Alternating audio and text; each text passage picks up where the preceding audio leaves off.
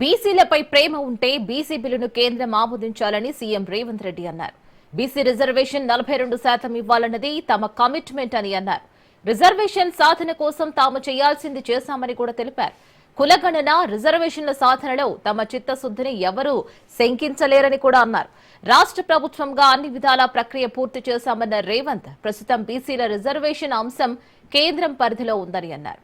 కేంద్రంపై ఒత్తిడి పెంచడం కోసం బీసీలకు న్యాయమైన వాటా కోసమే తమ పోరాటమని తెలిపారు సీఎం రేవంత్.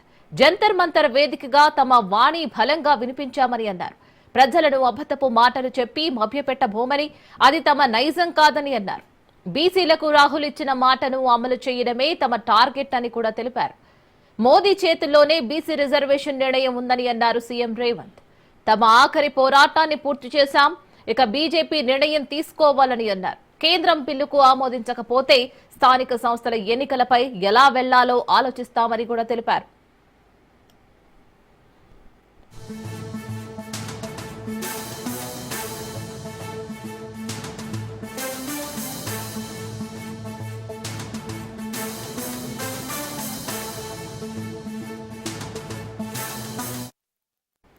బీసీలపై ప్రేమ ఉంటే బీసీ బిల్లును కేంద్రం ఆమోదించాలని సీఎం రేవంత్ రెడ్డి అన్నారు.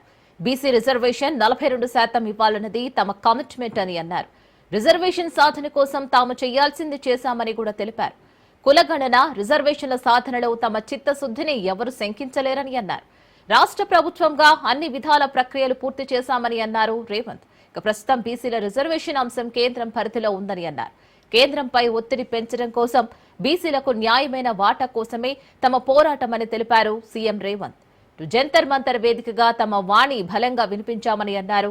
ప్రజలను అబద్ధపు మాటలు చెప్పి మభ్యపెట్టబోమని, అది తమ నైజం కాదని అన్నారు. బీసీలకు రాహుల్ ఇచ్చిన మాటను అమలు చేయడమే తమ టార్గెట్ అని అన్నారు.